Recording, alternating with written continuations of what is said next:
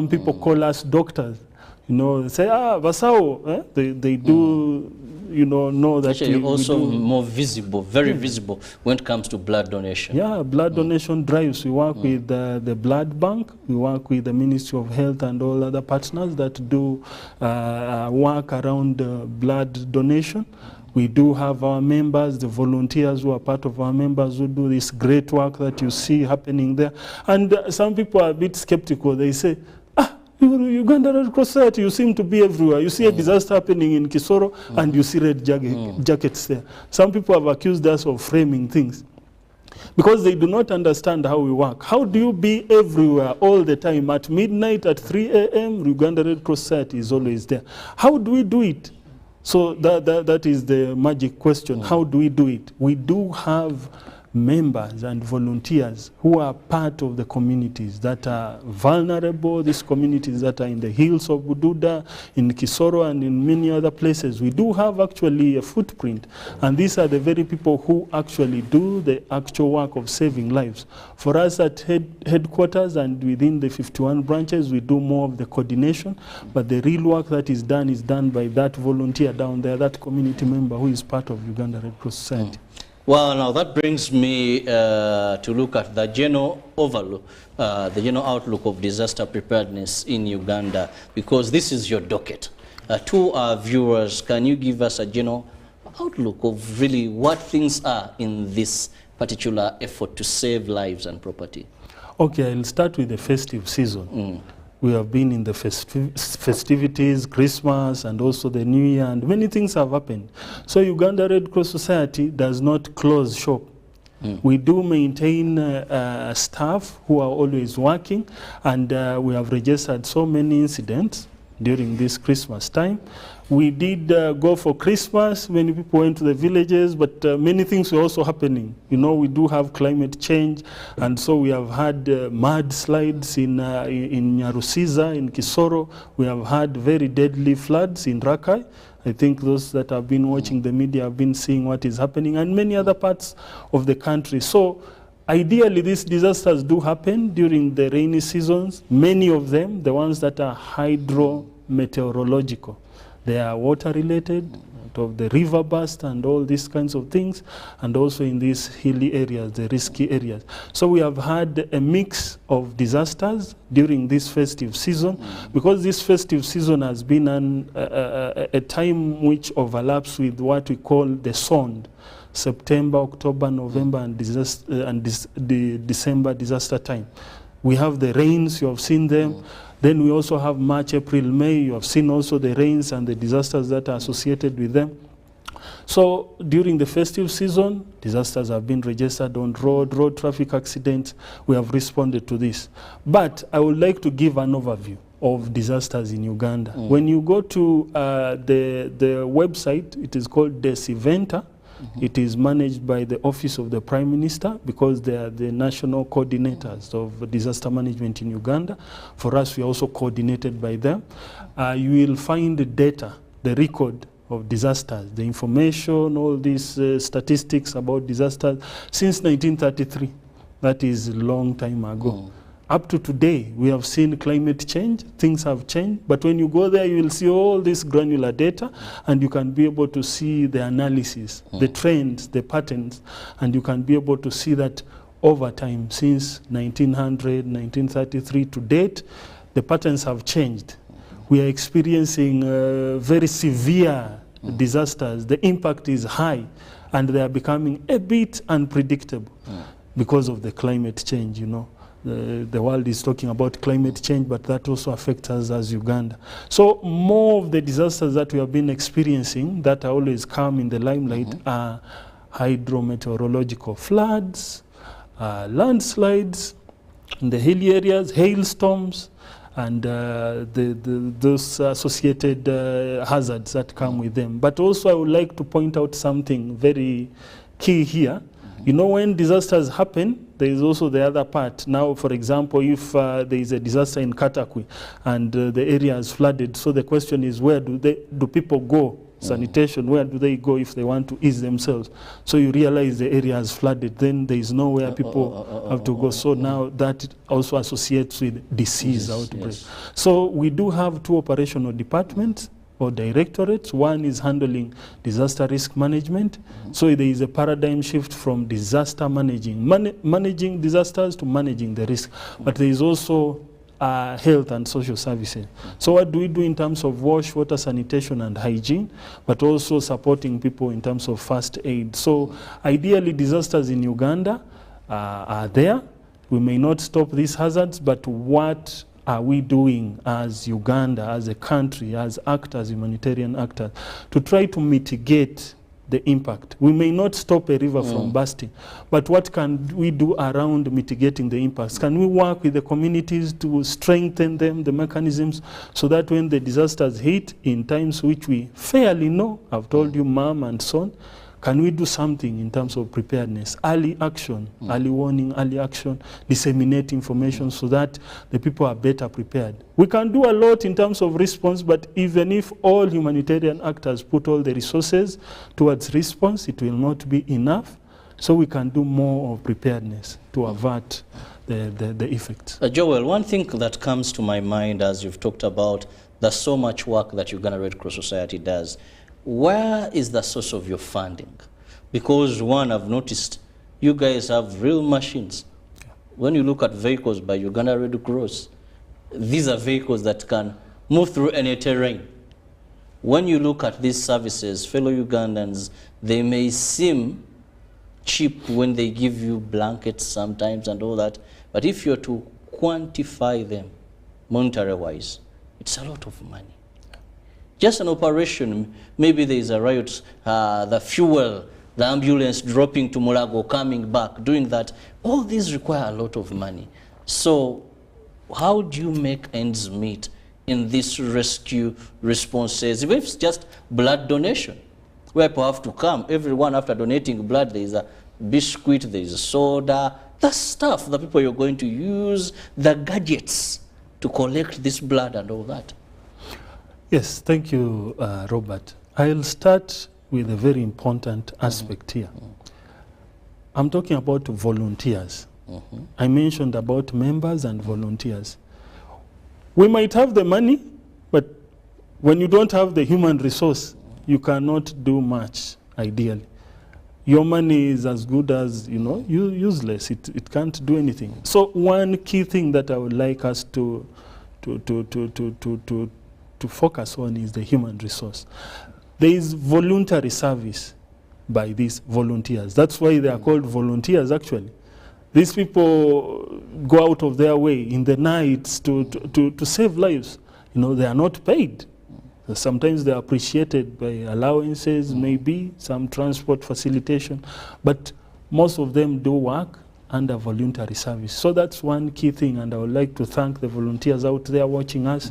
I join you to thank them. Thank you for the good work that you are doing. Because today many of Ugandans, it is all about money, telling them, they will tell you who is working for free. Most so some of these works that they do, putting your life in harm's way. So if someone is willing to do that, thank you so much, fellow Ugandans that have rendered this service free of charge. When you get a little bit of appreciation, but at the back of our minds we are saying, thank you so much. At one time I thought these Ugandans don't exist anymore.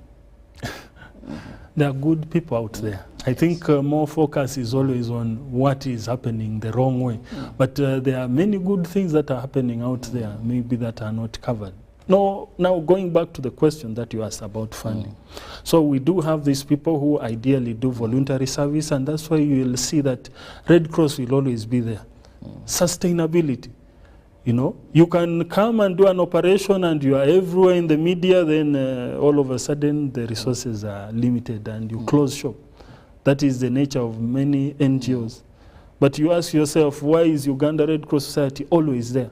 Because of that voluntary service. But secondly, there is always funding that we do get. We do resource mobilization.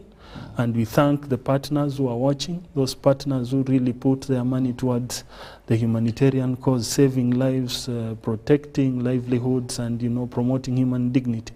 One of them is the International Federation of Red Cross and Red Crescent Societies, IFRC, to which we subscribe. Very recently, that was last year as it was closing mid and end, we did have hazards, 3 of them. We call them disasters. We use the words interchangeably. One of them, when we are just coming out of COVID, we had the Mbale landslides, you see. But even prior to that, we had the refugee influx in Kisoro. We are talking about 50,000, 80,000 people, at the holding center in Nyakavande. Then when we are about to think that they are being relocated to Nakivale, then we have Ebola. Okay, so where do the resources come from for all this? And you will see Red Cross everywhere there. We do work under consortia. We have people that we work with, organizations that we partner with, because our approach is multi-stakeholder. We do not believe in working alone. We believe in working with the rest to help, because our focus is helping those people who are suffering. So we do have funding from IFRC, and we thank IFRC. We do have ICRC, that is International Committee of the Red Cross. There is a distinction between the ICRC and IFRC. ICRC is always during war times and so on, but they also support us in the work that we do for refugees.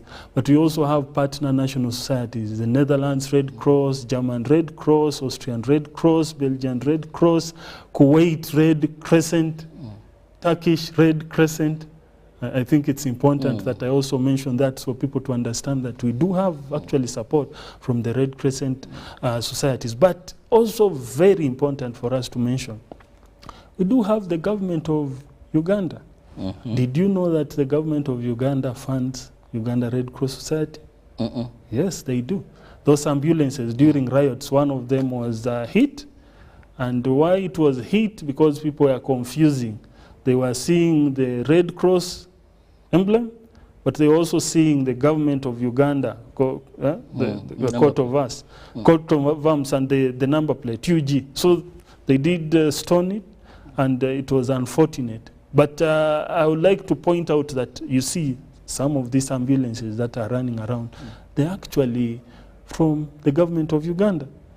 So we work auxiliary to the government of Uganda. And you will realize that where you see Uganda Red Cross Society, you'll always see a government structure, whether at the national level or at the lower level. We talk about the villages. We do have the village disaster management committees. Those are structures that work with our community members to ensure that we address the challenges that are faced in the disasters. So ideally, we do have many funding streams, but the question is, how sustainable are these funding streams? Maybe to do justice to that question, I would like to say there is fatigue by donors. Bududa, something will always happen in September, October, November. Maybe I speak to the public to know that I'm speaking from the heart. I'm called Joel Kitutu. I'm from Mbale. I have relations in Bududa and all these other areas. So I'm speaking about my people. I speak from the heart. So ideally, people are getting fatigued. You talk about Bududa all the time. The question is, what are you doing long term? And so we are trying to have mid-term programs to attract, to do resource mobilization for funding that is a bit more sustainable. But also paradigm shift to something called anticipatory action. More preparedness. Can we use the gadgets? Yes. Can we use the gadgets? In River Nyamwamba, are you aware we fixed a sensor, very expensive sensors there. So you have seen what is happening in Kasese. Okay, there might be impacts, but people are better prepared because there are sensors which days before, hours before, they do sense what might happen and they relay that information, and we work together with Uganda National Meteorological Authority to be able to churn out information and speak to the public, do risk communication, educate the public about the risks so that they evacuate, for example, from the high-risk areas, and so in that way we save lives. So the funding has been limited continually, but we are shifting. paradigm shift to preparedness. Can we prepare the communities more? If you do more of the preparedness using these innovations, something called the forecast-based financing, can you use this technology to forecast a disaster? Then you engage the community so that, for example, they put sandbags along riverbanks so that they know that, this time next week something might happen, they evacuate. You see, it will lessen the amount of money that you pump into response. Because you talked about we call it non-food item kit, NFI, blanket, mosquito net, all these kinds of things that we give, jerry cans, aqua tubs. How much is a kit and how many families are affected? So you want to give all these people. Imagine you did the preparedness action. You would have, put less money, but you would have done impactful work compared to you coming with jerry cans to respond when disasters have happened. Sorry, maybe when you have lost even lives. Yeah. Well, we're still looking at Uganda Red Cross Society, and we are looking at managing disaster and crisis. How is this possible? How do they ensure they do that? But of course, with all good work, there must be challenges. We may look at things as being obvious. We've seen the Red Cross here. Red Cross has delivered. Office of the Prime Minister, working with the Red Cross, they have done this. But let's look at Uganda, the challenges that you go through in terms of disaster management and most of these crises. If they are there, maybe you don't have them. But I want to believe there could be some challenges, and it benefits the public to know. Then we can also look at how best we can address this. Yes, thank you, Robert. I'll start with the first challenge as the frequency.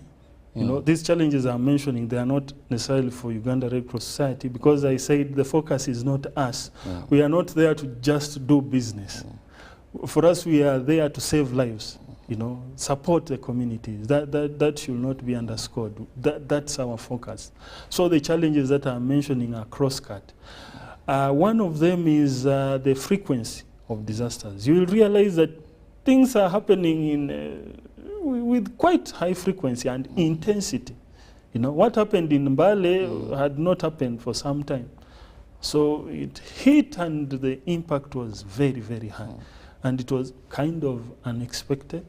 So one key challenge is this climate change we are talking about. We talk about it at a higher level, but when you come down, you realize that what we are talking about is what actually affects us. So one of them is the frequency and intensity. It has increased frequency, very high frequencies of disasters.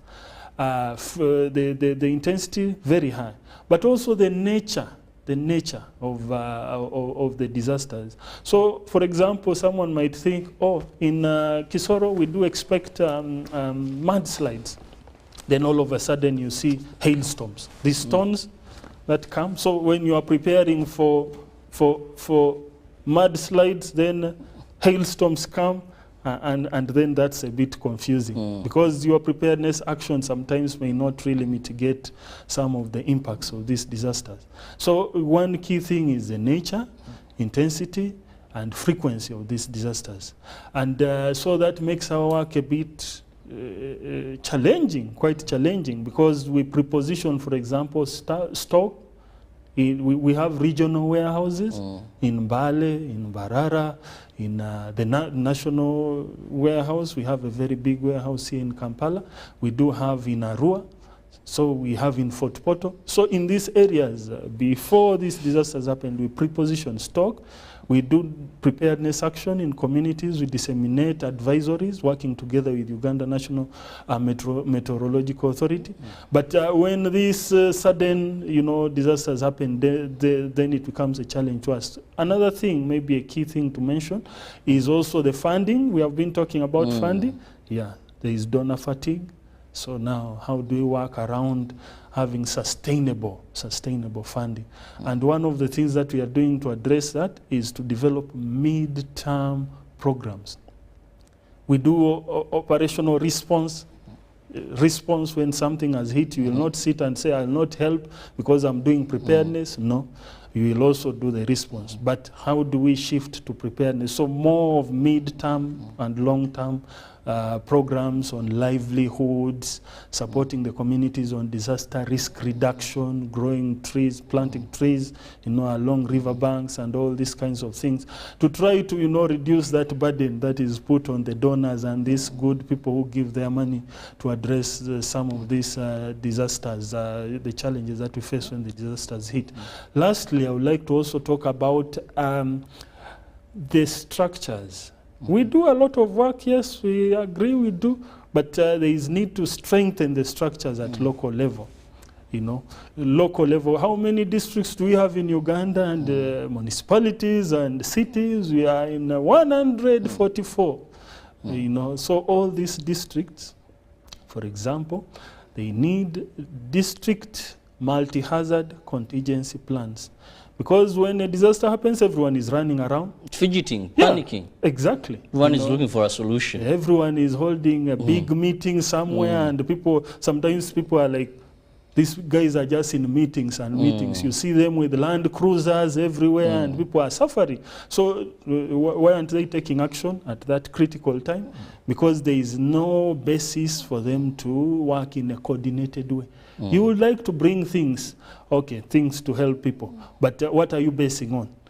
There are things called thresholds, SOPs, standard operating procedures, coordination framework, communication protocol. If you do not have the contingency plan at a district level, it is very difficult for you to coordinate and do actual response, even preparedness. So Uganda Red Cross Society, in partnership with IFRC, European Union, ECHO, is supporting us to do more of strengthening the district disaster management committees. Also with consortia, we work with the other organizations to strengthen the capacities of these DMCs. In the law, in the policy, disaster policy, we do have something called DDMCs, the structures, the sub-county DMCs, village DMCs, but are they operational? When you go down there to your village, do you really see these structures operation? Kaberamaido district, is it operational, this structure that we are talking about? So you find sometimes they are there on paper, they are constituted, you will see the head of DDMC. But practically never. But they are also constrained, they are not active, they are not operational. So how do we have the plans, and which are multi-hazards, looking at if floods happen and you have also epidemics, so how do you have a plan that is all-encompassing? So we do look at that, at these district contingency plans, but also the structures, strengthening them. And we are working around Lake Choga region currently. We are also putting up efforts thanks to ECHO, European Union ECHO, and IFRC. We are having a partnership. We want to accelerate local action, strengthen the local actors. Can we put more effort in strengthening the DDMC so that it is not Red Cross being seen all the time, which is okay, but it will also be good to see Red Cross alongside the village disaster management committee saving lives. Yes. Now, I'll be going for a break, but one of the funny things that I've gotten to learn about Ugandans, most of our brothers and sisters, some of these rural areas, when they see certain organizations, they're like, well, these have come because there is funding. I don't know if you encounter these issues where you call locals for a meeting aimed at benefiting them. Then they'll ask things like transport refund, facilitation, food, what. Yet, this is meant to protect them, to save their lives, and better prepare them. But I think other NGOs, voluntarization is not an issue there. So Ugandans have been used to, they have invited, there's something to go back with at the end of the day, and that is a very big challenge. But anyway, we'll be going for a short break, and when we return, we want to look at how is the Uganda Red Cross Society addressing some of these challenges. We'll return shortly. Live from UBC Studios in Kampala, this is Good Morning Uganda Extra. It's our mission to secure your money Protecting your money is as important as earning it. It is for this reason that the Deposit Protection Fund of Uganda, DPF, was established by the government of Uganda to provide deposit protection to customers of regulated financial institutions. In the unlikely event that your commercial bank, credit institution, or microfinance deposit-taking institution fails, the DPF will pay you up to 10 million Uganda shillings. Keep your personal information such as national identification number, mobile phone, or an alternative bank account updated with your banker. Terms and conditions apply. For more information, contact DPF at Aha Towers, Plot 7 Lodell Road, Kampala. Call 0312 206 400 or visit our website at www.dpf.or.ug. We are the DPF. We protect your money. Protection Fund of Uganda. Happiness comes to us in many places. It's in knowing the mosquito net keeps our children healthy. The wife having the support of her husband. It's in deciding together when to have a baby. And for some, focusing on what's important right now. So what's your happiness? Make the right health decisions to ensure happiness for you and your family.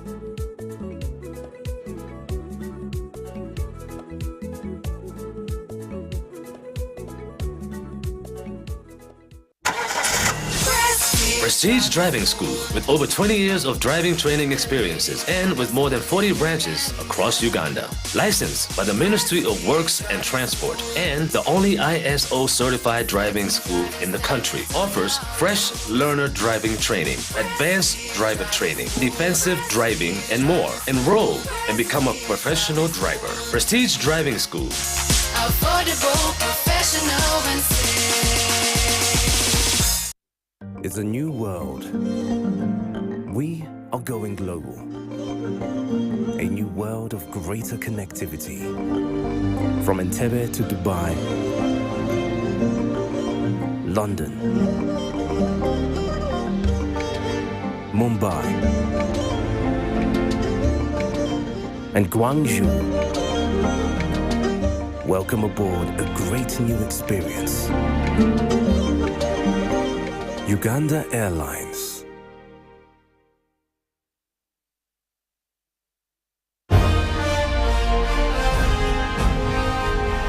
Live from UBC Studios in Kampala. This is Good Morning Uganda Extra.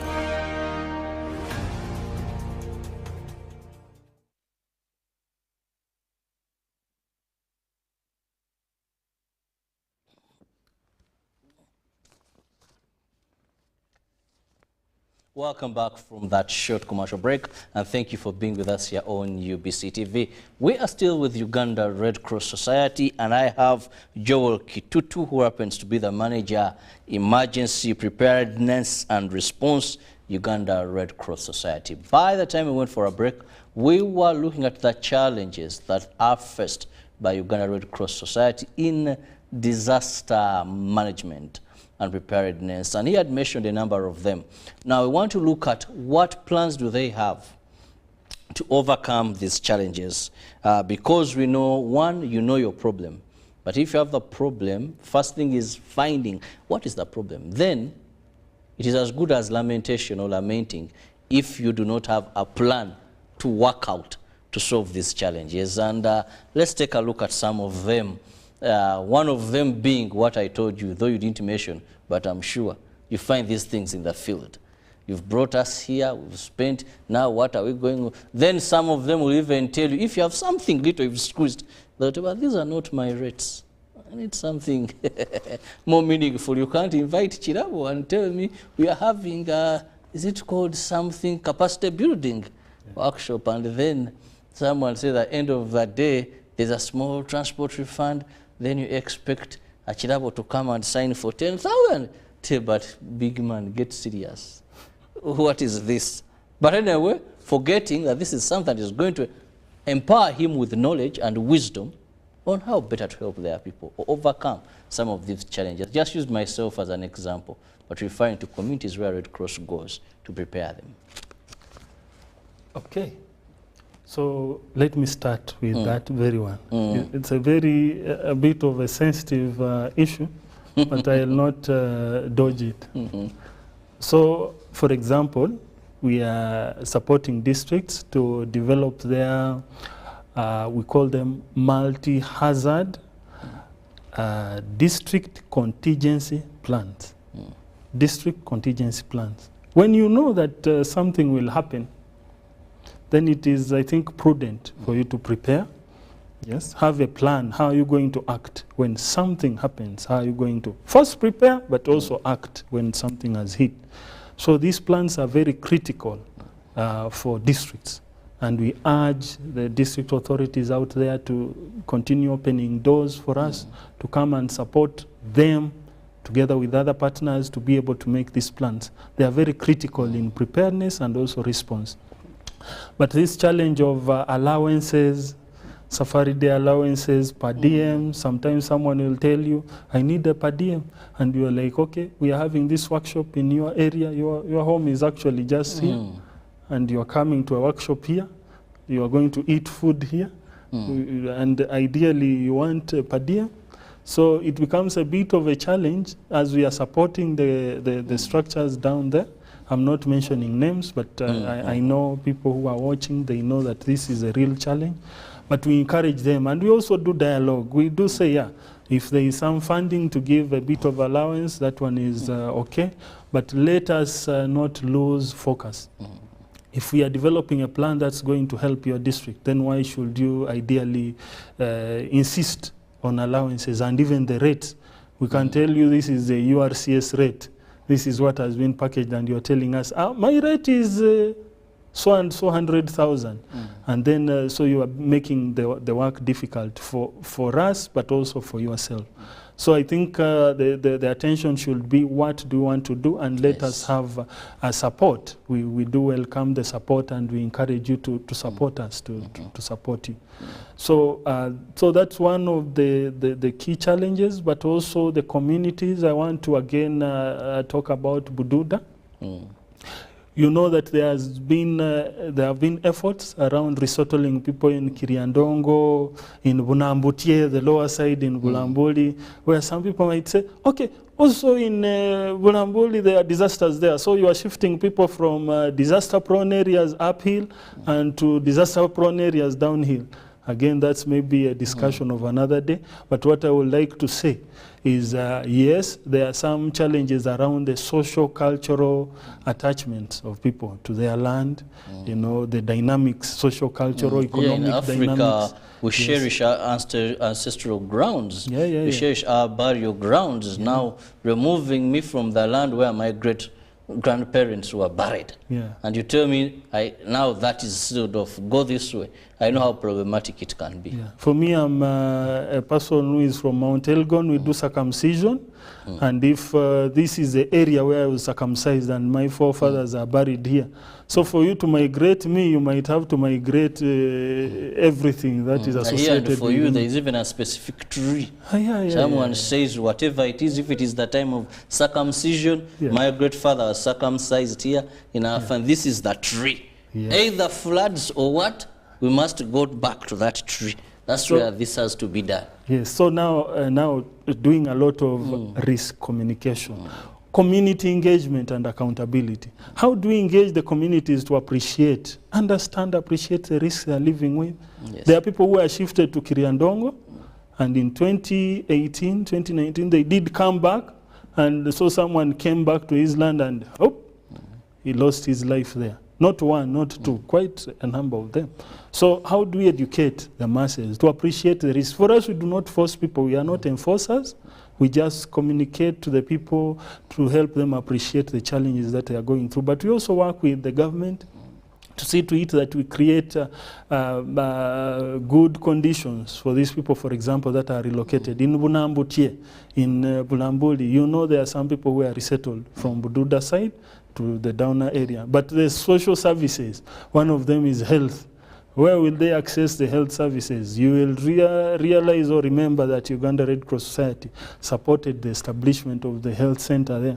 So you can see we also work towards ensuring dignity for people, access to these services. So we work auxiliary to government to ensure that some of these challenges are addressed. But also, I think, again, focusing on the funding, I'll just emphasize, I already said it, but emphasize that, yes, we are working with partners, really. I talked about Lake Choga region, Amolata. I don't know whether you have been to Amolata. Amolata is in Lango area. There are many districts nowadays. It might be a bit of a challenge. Opportunity to move through the entire northern Uganda. Of course, some were districts, and now there are two in a previous district. Some have been split by the time I was there, but at least I can, my memory serves me right, I can be able to locate some of them. Yeah. Yes. So we do have Amolata. It is on the upper part of Lake Choga. All this Lake Choga area experiences flooding, both on the lower side. We do have Kayunga and the other areas, Nakashongola, but also on the upper side. That is the Lango sub-region. Down the Buganda region and up and Teso also on this side. So we have Kaberamaido in Teso, Amolata, Kwania, and all these other areas. So the distances are long to reach there, but how are we addressing these challenges? We are setting up disaster posts. We are establishing regional warehouses where we do prepositioning of stock. So in Soroti, come mid this year, you will see a warehouse there, like the one which is in Fort Portal. Today we can easily respond, prepare and respond to disasters in Kasese. It's not about trucks moving from Kampala, then they take some time, then they break the down funny roads and all that. Yeah. Yes. So how do we shorten that distance? We are establishing disaster posts. Kaberamaido, there will be a disaster post. In Amolata, we'll have a disaster post there, but also supporting these districts to make, of course, the plans, as I earlier said, so that even other partners are able to, work in a more coordinated, effective manner. The regional warehouses, they are supporting regions like the one for Soroti. It will support the Lango sub-region, but also the Teso region. Yeah. So in Mbale, we do have a regional warehouse. It supports the Bududa area and all these other areas, Mbarara, Arua, and many of these other areas, Fort Portal. So we are establishing these, warehouses to support us, but not just putting there a building. We are also working together with the districts to ensure that these things that we are establishing work. So we are also putting staff in this area to be dedicated in those areas to ensure that they walk the journey together with these district disaster management committees to ensure that they have meetings. For example, it may just be a need for someone to kickstart them. Say kickstart. So do you have quarterly meetings or monthly meetings? So is this person there to remind the district to be having this meeting? Some of them may not be, those that need allowances. Ideally, a meeting in a district hall, 30 minutes, 1 hour, talking about disasters and how to better prepare so that the communities can be informed. Ideally, we will not take the much needed resources that we would see in a very big workshop. So ideally, that is what we are looking at. But also, lastly, I would like to talk about the membership. We are talking about membership. Yes, we welcome members out there to join Uganda Red Cross Society. Uganda Red Cross Society is not really an organization that is looking at making large sums of money. It is looking at helping the communities down there. So I'm speaking to you who is watching me. Would you consider joining Uganda Red Cross Society as a member? Would you consider becoming a volunteer? Because these disasters that affect us, they affect actually us, our people. So if you become a member, then you make our work easier. Because when you join, then you will be the focal point in your village. When something happens, when we train you in basic first aid, you will not see your relative dying. Maybe he needs resuscitation. Maybe it needs, just, managing a wound. So we do urge people to join us to address this challenge of frequent disasters, and now there are many districts and many places where things are happening, and we do not have people at every single point. We do have coverage, but we also admit that there is need to recruit more and more people to be the workforce to address some of these challenges. Thank you. Well, thank you, Joel Tutu. That is the person in charge of emergency preparedness and response, Uganda Red Cross Society. Thank you so much for your time. And I hope that call, you know, from my Sunday school, we used to have a song that we would sing that says, when he calls me, I'll answer. I'll be somewhere working for my Lord. Today, the calling is upon you. Be a volunteer. Become a member. There is a call for humanity. Are you going to sit? Are you going to answer to that call? But I can't let you go without having your final remark. Okay, just joining to that, the call, because people will say, okay, you are calling us, where should we go? Do we all come to Rubaga, Rubaga Road, where we have the headquarters? No. Uganda Red Cross Society has 51 branches. 1, 2, 3, up to 51. They are spread all over the country, and believe me not, just ask even a border, because we even work with borders to educate them on safety along roads. Let's say I want to go to Red Cross. They will show you the offices in your respective area, and you can approach our branch managers. They can be able to recruit you as a member. You know, the fees are not much. They are just very small tokens that you give. And maybe to also emphasize, that is the money that we also use to kickstart some of these responses. Prepositioning stock. Where do we get money even when the donors have not given us money? It's just the same money that we collect. So ideally, we call upon you to come and join us, and let's be part of this action. I would like to end with a parting shot that disasters will always be there. But we call them disasters. I would like to just say hazards will always be there. Floods, rivers will always burst, the weather will always be bad. But the question is, what are we doing to prepare? So let us focus on preparedness. When you know when these things happen, you can be better prepared. Let's work together to ensure that we manage the risk instead of managing the disasters. Thank you very much. Actually, I love the word managing risks more than managing disasters, because when we manage the risks, we are being proactive and we limit damage and death. When we come to manage disasters, we are saving lives, and actually we are also dealing with the dead. So I'll leave you with more of our programming here on UBC TV. See you tomorrow, same time, God willing. Just to remind you, we begin at 6:30. So make it a date with us. The entire team will be here to take you through very interesting topics and, of course, some light moments to spice up your morning. From me and the entire team for now, have a lovely day. Stay safe. Welcome to 2023. Good morning. Live from UBC Studios in Kampala, this is Good Morning Uganda Extra.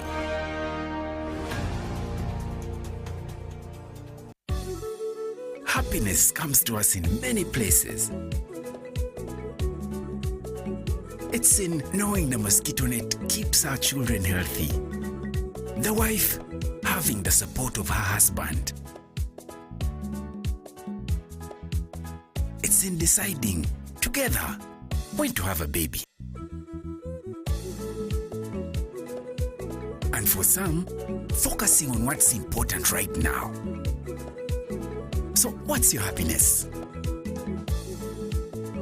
Make the right health decisions to ensure happiness for you and your family.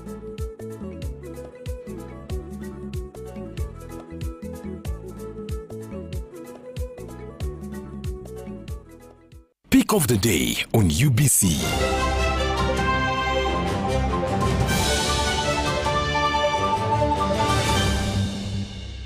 Was brought to you by Gatawo with MTN Momo Advance. Momo Advance tops up your Momo to complete your transactions. Dial star 165 star 5 star 3 hash to apply. MTN Momo Advance is always available when you need it.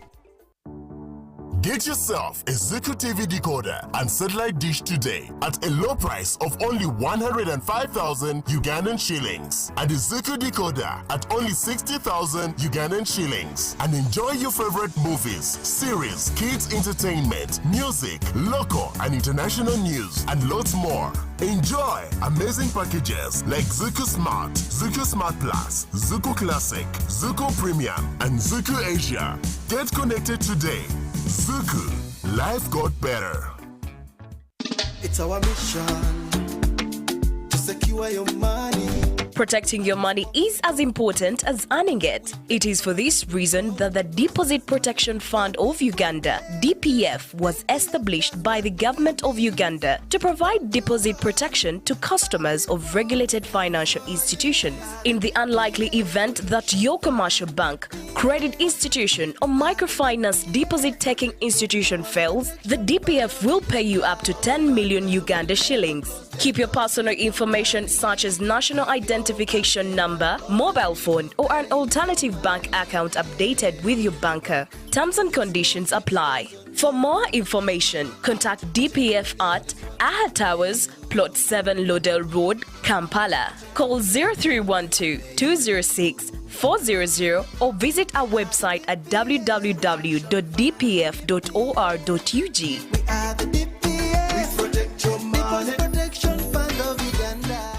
The Tales of Kasozi, brought to you by Uganda Communications Commission. Hello? Hello? This is Kasozi. How can I help you? Hey, Kasozi, my brother. Long time.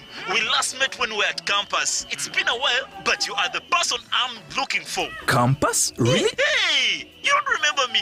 Okay, so how can I help you? I'm stuck in Gulu making millions, and I need to urgently send money to my sick mother. But I can't find any mobile money agent near me. I've sent the money to your phone, as you can see the message. It might take a few minutes to come through, but I urgently need you to send the money to my mother. Let me send you her number, and you send it to her chap. My friend, I'm afraid your mom is going to die. What? Because I don't know you, I never went to campus, and I'm also in Gulu. So can we meet at CPS, we talk about it? Stay tuned for what Kasozi does next. Tofera, refrain from unnecessary engagements with strangers over the phone. This message is powered by the Uganda Communications Commission.